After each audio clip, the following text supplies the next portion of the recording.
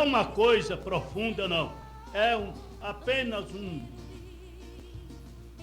lembrete para que os irmãos tomem conhecimento de alguma coisa a respeito do milênio. Porque se fala muita coisa a respeito do milênio devido às pessoas divergirem nas suas opiniões. Existe, como eles dizem, várias interpretações a respeito do milênio, e eu também tenho a minha opinião. A minha opinião a respeito do milênio é de acordo com a Bíblia. Eu concordo com a Bíblia. Para mim, só é verdade se estiver de acordo com a Bíblia. Para mim, só está certo e só é correto se estiver de conformidade com o que diz a Bíblia. E eu, então, quero externar o meu pensamento a respeito do milênio, conforme nos ensina a Santa Palavra de Deus, a Bíblia. Então, meus irmãos, ontem nós terminamos a nossa palavra falando a respeito da enfermidade. Eu falei que ali no milênio ninguém fica doente, não haverá enfermidade, porque está escrito que nenhum morador dirá: enfermo estou. Essa palavra cumpre-se detalhadamente, porque é palavra de Deus. Também concorda com o que está escrito na Bíblia. Essa palavra está escrita no capítulo 33 do profeta Isaías, no verso 24. E também conforma com o que está escrito em Êxodo, capítulo 15, verso 26. Vamos ler o que está escrito a respeito da palavra, dessa palavra.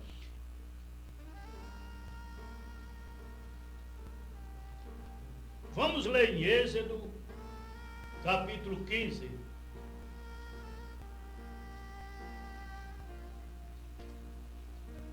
Êxodo, capítulo 15, verso 26, está escrito o seguinte: Deus dizendo para Israel, Deus falando para Israel, e disse assim: vejamos,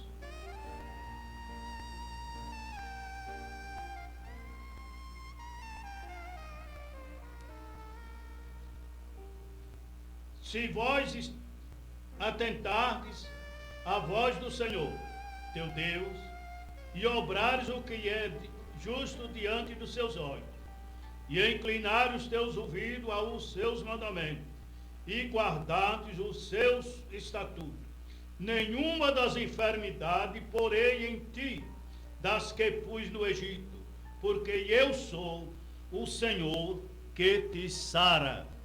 Então veja bem, a razão pela qual nenhuma pessoa dirá: enfermo estou, no milênio, porque no milênio não haverá desobediência, e a enfermidade, ela parece que é consequência de desobediência. E Deus aqui está falando para Israel que se Israel obedecer, se Israel cumprir, se Israel andar de acordo com a palavra, com o mandamento, com os estatutos de Deus, ele diz: não porei em ti nenhuma enfermidade das que pus no Egito, porque eu sou o Senhor que te sara. É Deus quem sara. Então, Deus promete fazer isso quando houver obediência. Quando houver obediência à sua palavra, os seus mandamentos, os seus ensinamentos, a sua doutrina, Deus promete não permitir enfermidade. Ainda no livro de Êxodo, no capítulo 23, no verso 25, Deus continua falando a respeito desse mesmo assunto. Capítulo 23, verso 25. Êxodo capítulo 23, verso 25. Deus diz assim: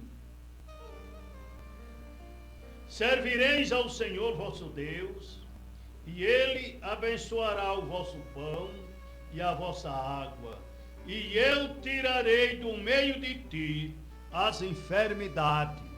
Novamente, o Senhor reafirma que, mediante a maneira como servia ao Senhor, servindo ao Senhor, obedecendo ao Senhor, cumprindo a vontade do Senhor, Ele abençoa o pão, não deixa faltar o pão de cada dia.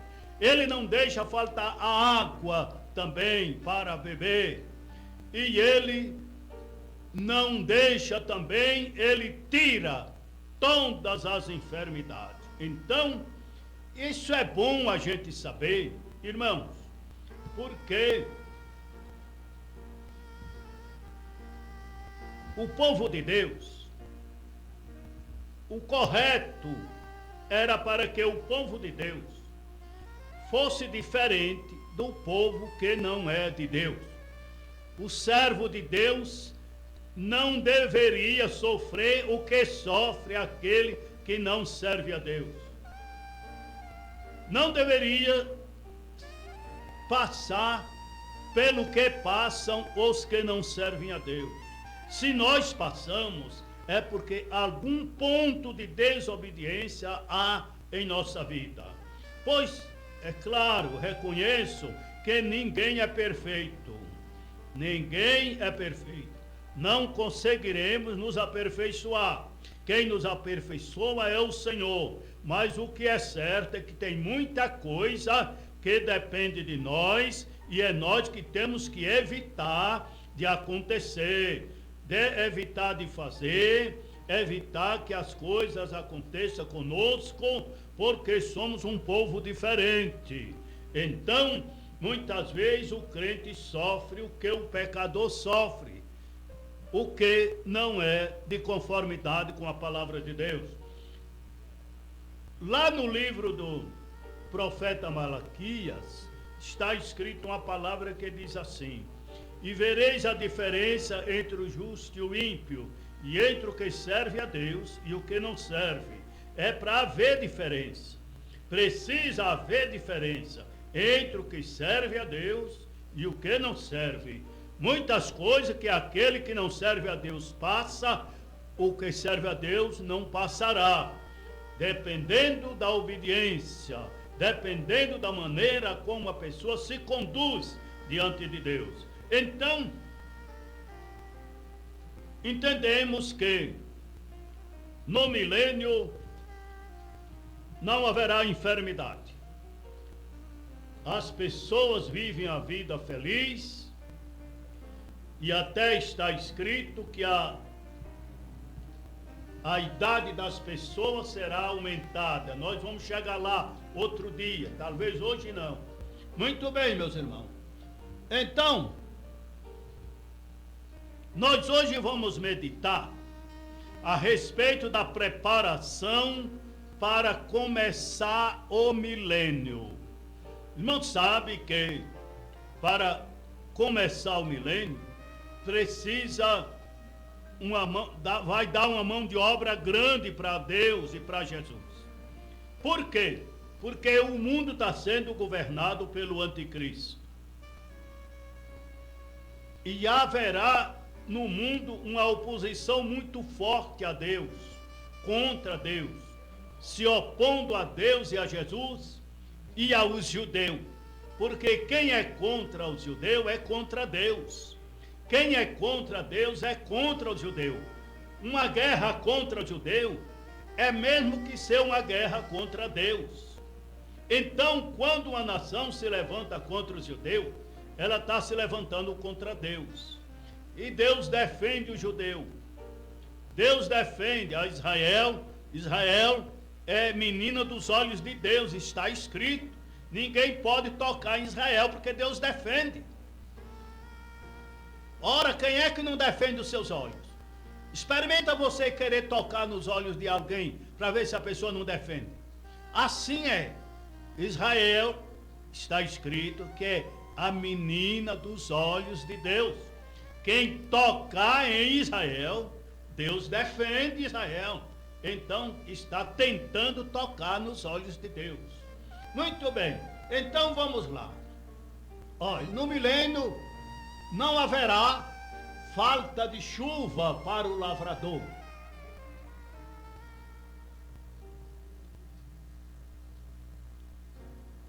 Em todos os montes haverá riacho cheio de água, e o gado terá pasto bom. Leia isso em Zacarias capítulo 30, aliás, Isaías capítulo 30, verso 23 a 26. Veja bem, Isaías capítulo 30,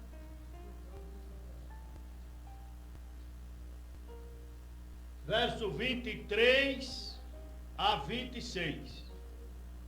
Abra sua Bíblia aí e vamos ler o que é que Deus promete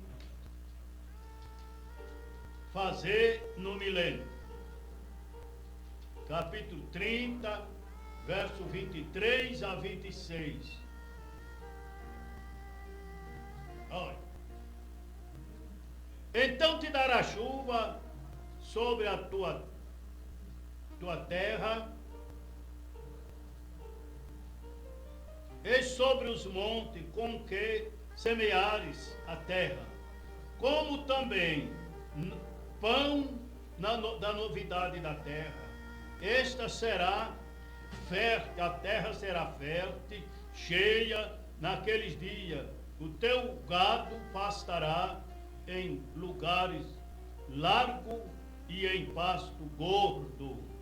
O teu boi e o teu jumento que lavraram a terra comerão grão puro que for padejado com a pá e cirandado com a ciranda.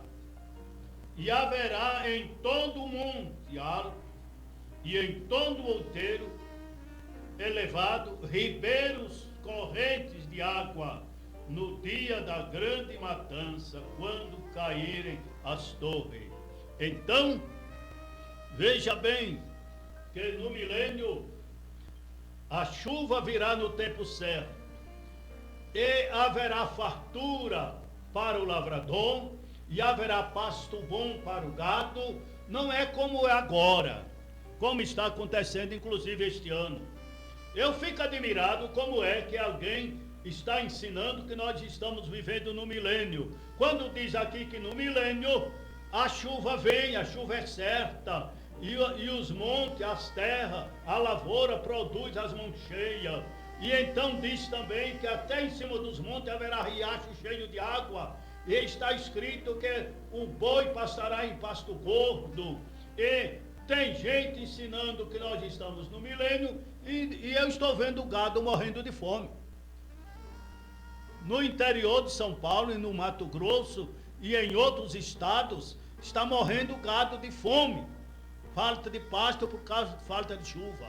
E que milênio é esse que nós estamos vivendo?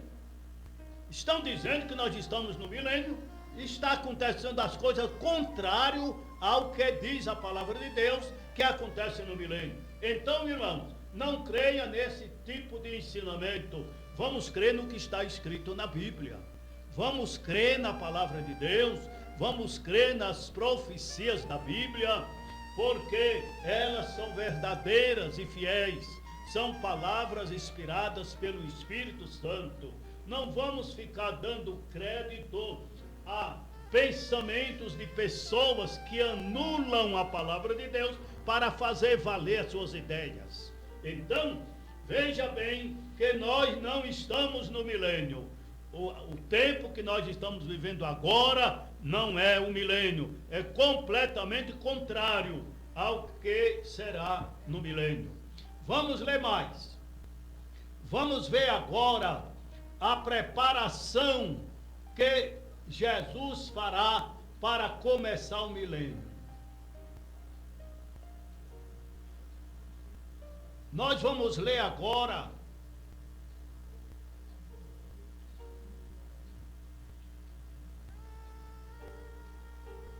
Zacarias capítulo 12, verso 9. Zacarias capítulo 12, verso 9. Ali está escrito que Deus destruirá todas as nações que fizerem guerra contra Jerusalém. Isto é o que está escrito lá no Apocalipse capítulo 19. Ali está escrito que Jesus descerá do céu e destruirá o governo do anticristo, que ali estará todas as nações confederadas com o anticristo, que é a besta do Apocalipse capítulo 13, e ali estarão eles reunidos fazendo guerra contra Jerusalém. E Jesus descerá do céu e exterminará com eles, destruirá eles ali, naquela ocasião, que estará chegando o fim, o governo do anticristo. Então Jesus descerá do céu e destruirá todas as nações que fizeram guerra contra Jerusalém. Naqueles dias Israel se reconciliará com Jesus.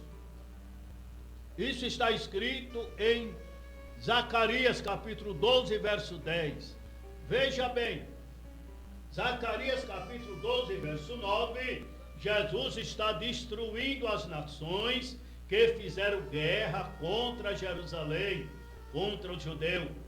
E agora, o judeu, quando viu a providência que Jesus tomou em sua defesa, aí o judeu reconhece que Jesus é aquele que eles crucificaram. Porque até agora o judeu não acreditou, até agora o judeu não aceitou, até agora o judeu não concorda que aquele era o Cristo. E está escrito que naquele dia Jesus descerá sobre o Monte das Oliveiras, que está lá em Jerusalém, e Israel verá com seus olhos. Quando Jesus vai descer ali e vai conhecer, Israel vai conhecer que era aquele que eles crucificaram. Então, leia Zacarias capítulo 12, verso 10. Livro de Zacarias. O livro de Zacarias fica encostado no livro de Malaquias. Malaquias fica encostado no livro de Mateus. Malaquias é o último livro do Velho Testamento e Zacarias é o seu vizinho. Abra sua Bíblia lá em Zacarias e leia esta palavra no capítulo 12. Encontrou? Capítulo 12, verso 9. Leia. Tome conhecimento do que vai acontecer. Olha. E acontecerá naqueles dias que procurarei destruir todas as nações que vieram contra Jerusalém. Isso é Jesus que está falando. Este acontecimento é aquele do capítulo 19 do livro do Apocalipse. Que ali as nações serão destruídas e a besta e o falso profeta, que são o anticristo, serão presos e lançados no lago de fogo e enxofre, e Satanás no capítulo 20, será preso e posto no poço do abismo, isto para poder começar o milênio. Então eu disse que é preparação para o milênio. Leia agora Zacarias capítulo 12, verso 10, ao verso seguinte do verso 9.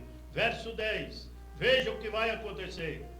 Olha, e sobre a casa de Davi, e sobre os habitantes de Jerusalém, derramarei o espírito de graça e de súplica, e olharão para mim a quem traspassaram, e prantearão como quem pranteia por um unigênito, e chorarão amargamente por ele, e como se chora amargamente por um primogênito. Então está dizendo aqui que naquele dia, quando Jesus se apresentar para destruir as nações que estão fazendo guerra contra Jerusalém, ele derramará o espírito de graça no coração dos judeus. O espírito de graça e o espírito de súplica, de clamor. Eles clamarão por misericórdia. Aí verão Jesus descer sobre o Monte das Oliveiras. E eles conhecerão que aquele é Jesus, o que eles crucificaram. Aí eles se arrependerão do que fizeram. E chorarão e se reconciliarão com Jesus. Naquele dia, isto é, no milênio, quando estiver preparando-se para estabelecer o milênio. Nessa guerra onde os judeus estão sendo exterminados, Jesus descerá para defender os judeus, e os judeus conhecerão que Jesus é aquele que eles crucificaram, e se arrependerão e chorarão arrependido, chorarão por ele, como se chora por um filho primogênito. Então, naquele dia é a reconciliação de Israel com Jesus. Dali para frente, Israel estará ao lado de Jesus, recebendo Jesus como seu Messias, reconhecendo Jesus como seu Messias, e dali para frente, Israel não será mais contrário a Jesus, porque se reconcilia com ele, chorando arrependido. Então, isso aqui é preparação para estabelecer o milênio.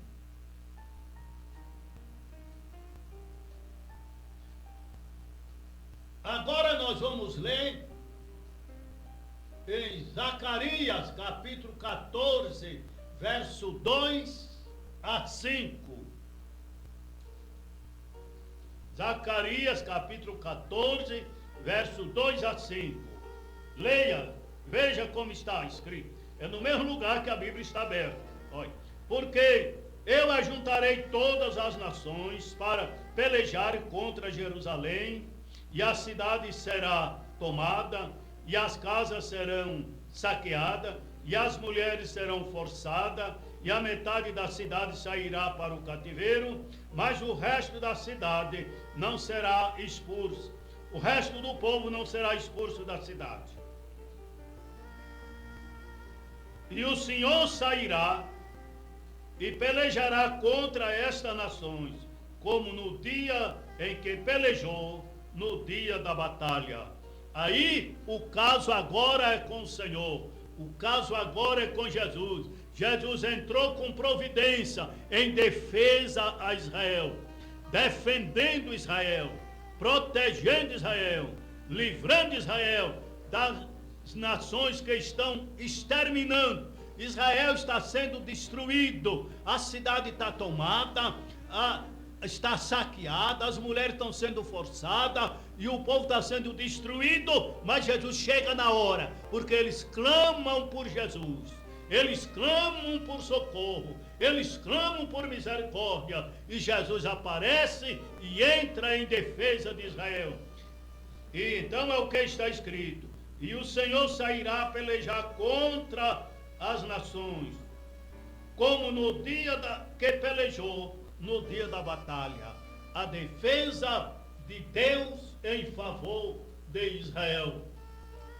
Eu fico admirado, porque tem pessoas que estão ensinando e dizendo que Israel não tem mais oportunidade, que Deus rejeitou Israel e que Israel já passou, que Israel não tem mais oportunidade, que Deus não tem mais nada com Israel, que agora é só com a igreja. Mas ele se engana redondamente. É um engano muito grande dessas pessoas. Israel sempre foi e será o povo de Deus, e Deus tem muita coisa para dar a Israel. Nós vamos ver daqui para frente nesse estudo. Nós vamos ver que Israel está em plena vontade de Deus, que Israel tem todas as suas promessas a seu favor e que Deus está com os olhos fitos em Israel para defendê-los em qualquer circunstância. Ninguém entre em contrário a Israel, porque é entrar na contramão. Agir contra Israel é entrar na contramão. Irmão, sabe que quando um motorista anda trafegando pela contramão, é acidente na certa. É na certa um acidente. Toda pessoa, quando anda na contramão, é certeza se deparar, se envolver com um acidente. Assim é a nação, assim é o povo que se envolver contra Israel, não vai escapar. Deus vai tomar as providências e ele vai se embaraçar, vai ter que se envolver com Deus, vai ter que retroceder, ou então vai ter que enfrentar a providência de Deus. Vamos ler Zacarias capítulo 14, vamos ler o verso 12. 12 de Zacarias. 14 de Zacarias, verso 12. 14 de Zacarias, verso 12. Veja, olha. Esta será a praga com que o Senhor ferirá todos os povos que guerrearem contra Jerusalém. A sua carne será consumida, estando eles em pé, e os seus olhos apodrecerão nas suas órbitas. E a língua apodrecerá na sua boca. Irmão, estão vendo? Eu acabei de falar, que entrar contra Israel, lutar contra Israel é entrar na contramão. Deus toma as providências. Olhe bem aqui o que é que está escrito que vai acontecer com as nações que fizerem guerra contra Israel. Olha, esta será a praga com que o Senhor ferirá todos os povos que guerrearem contra Jerusalém. Guerrear contra Jerusalém é guerrear contra o judeu, porque Jerusalém é a cidade dos judeus. Então, o que acontece? Olha, a sua carne se consumirá estando ele em pé. O camarada está em pé e a carne começa a derreter, diluir e cair no chão, derreter como um sorvete no dia de calor. A sua carne se consumirá estando ele em pé. E os seus olhos apodrecerão nas suas órbitas, e a língua apodrecerá dentro da boca. Praga, castigo de Deus contra as pessoas que guerrearem contra Jerusalém. Isto é, preparando-se para estabelecer o milênio. Porque com os adversários de Deus, os inimigos de Deus e inimigos de Israel, não seria possível ter um reino de paz como nós teremos no milênio. Então, para termos um reino de paz, para termos um reino abençoado, para que haja felicidade nesse governo de Cristo. Então, precisa aniquilar todos os inimigos, toda a oposição, toda a força contrária precisa ser exterminada. E Jesus dominará em toda a terra. Toda a terra estará sob o domínio de Cristo e todos os governos, todos os reinos estarão sobre o seu senhorio. Então, meus irmãos, é isto que vai acontecer. Só mais uma referência para encerrar a minha palestra. Zacarias capítulo 14, verso 17. Só essa referência para terminar a minha palestra. Olha, e acontecerá que, se alguma das famílias da terra não subir a Jerusalém para adorar o Senhor dos Exércitos, não virá sobre ele a chuva. Está vendo? Se alguma das famílias da terra não subir no tempo do milênio, não subir para vir adorar a Deus em Jerusalém, a chuva não vem sobre a terra. A chuva não virá sobre aquela terra, sobre aquele país, sobre aquela nação. Então, irmão, a coisa é séria, a coisa é maravilhosa para quem está certo e a coisa é séria para quem está errado. Para quem está do lado de Israel e do lado de Deus, a coisa é boa, é maravilhosa. Mas para quem está no contramão, a coisa é muito séria. As coisas vão acontecer detalhadamente conforme está escrito na Bíblia. Então, irmão, não vamos acreditar em coisas que não está escrito na Bíblia. Existe uma coisa na cabeça das pessoas que se envolvem com ensinamento, com doutrina, com ensinamento, com teologia, que eles falam muito sobre interpretação. Irmão, sabe que eu não uso essa expressão interpretação. Eu não uso. Eu nunca concordei em interpretar a Bíblia. Para mim, a Bíblia não pode ser interpretada. A Bíblia deve ser revelada. Eu creio em revelação e não em interpretação, porque a revelação é de Deus, mas a interpretação é do homem. O homem pode interpretar errado, e Deus, quando revela, revela certo. Eu vou citar, não vai dar mais tempo nós ler na Bíblia, mas eu vou citar um exemplo desse. Lá no livro de Daniel está escrito que o rei Nabucodonosor teve um sonho e chamou os seus intérpretes e eles não conseguiram interpretar. E ele mandou matar os sábios de Babilônia porque não deram a interpretação para ele. Mas antes de matar os sábios, Daniel apareceu e pediu prazo para dar a interpretação. E Daniel foi orar.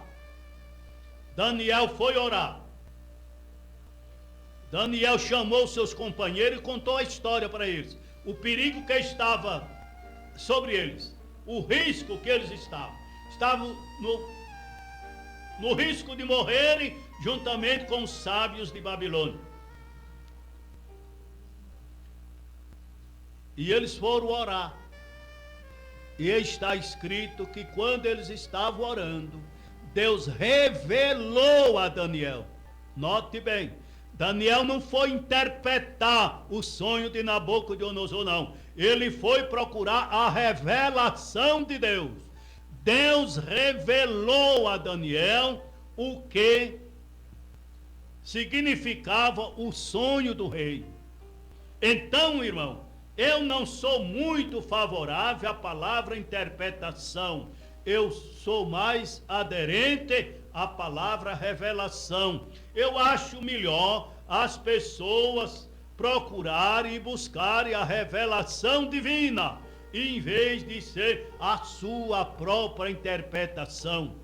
É por isso que muitas vezes há divergência, muitas vezes há discórdia, muitas vezes há discussão, e é por isso até que existem tantas denominações com a mesma Bíblia na mão, tantas denominações, tantas seitas, tantas igrejas com a mesma Bíblia. Sabe por quê? Porque cada um interpreta como ele pensa e não busca a revelação divina para fazer as coisas e ensinar como a palavra de Deus ensina. Ele interpreta a Bíblia lá do seu modo e forma a sua ideia e forma a sua doutrina e aluga um salão e cria um ministério baseado na sua interpretação. É por isso que há uma infinidade de igrejas, de grupos com o nome de igreja, tudo com suas interpretações. Cada um interpreta de uma maneira e a palavra de Deus fica de lado. Daniel não foi inventar interpretação para levar para Nabucodonosor. Daniel foi buscar a revelação de Deus e Deus revelou a Daniel. Quando foi mais um pouco mais na frente, não foi Nabucodonosor quem teve o sonho, foi Daniel. Já foi Daniel quem teve o sonho. Isso aí já é outro caso. Daniel teve um sonho. Ora, ele teve capacidade de decifrar o sonho de Nabucodonosor. Ele deveria ter capacidade para decifrar o seu próprio sonho. Mas ele não fez isso não. Ele não se atreveu a interpretar o seu próprio sonho. Sabe como aconteceu? Um anjo veio e revelou a ele o que significava o sonho dele. Quando foi o sonho de Nabucodonosor, Deus revelou a ele o que significava o sonho de Nabucodonosor. Mas quando se tratava do seu sonho, ele não teve a sua capacidade e nem o seu atrevimento de dar a própria interpretação. A Bíblia diz que um anjo veio e deu a Daniel a interpretação. Então, irmãos, é melhor buscar a revelação. O anjo veio e revelou a Daniel o que significava o seu sonho. Então, irmão, existe muita gente com a história de interpretação. É interpretação esta, interpretação de fulano, interpretação deste, interpretação daquele, e nunca dá certo uma com a outra a interpretação. Por isso forma-se o quê? Uma confusão de ideia, uma confusão de interpretação, uma confusão de doutrina, uma confusão de ensinamento, uma confusão de compreensão, e termina a palavra de Deus ficando de lado e eles pondo a valer as suas interpretações. Então, irmão, eu não sigo interpretação de ninguém. Eu sigo a palavra de Deus. Eu busco a Deus, oro a Deus, leio a Bíblia e procuro falar as coisas de acordo com a palavra de Deus. Porque uma coisa eu tenho certeza, irmão, que eu falando, ensinando o que está escrito na palavra de Deus, nunca errarei. Nunca estarei errado enquanto ensinar o que está escrito na palavra de Deus. O risco da pessoa errar é quando ele deixa de lado a palavra de Deus e dá a sua própria interpretação. Isso aí sim que corre risco da pessoa errar. Até o apóstolo Tiago escreveu a esse respeito, dando uma advertência, dizendo assim: meus irmãos, muitos de vós não queiram ser mestre, sabendo que receberemos maior condenação. Muitos de vós não queiram ser mestre. Amados, eu estou parando por aqui. Deus abençoe, Deus ajude e guarde de graça. E amanhã, aliás, a semana que vem, nós continuaremos. Hoje nós estamos parando no capítulo 14 de Zacarias, no verso 17, aonde diz que no verso 17, aonde diz que a nação que não subir para Jerusalém para adorar o Rei, o Senhor dos Exércitos, não virá sobre a sua terra a chuva. Não choverá na terra dessa gente. Então, ninguém se atreva a endurecer o seu cangote e dizer: eu não vou, eu não subo a Jerusalém, porque vai se dar mal. Deus abençoe, Deus ajude e guarde de graça. E agora eu vou fazer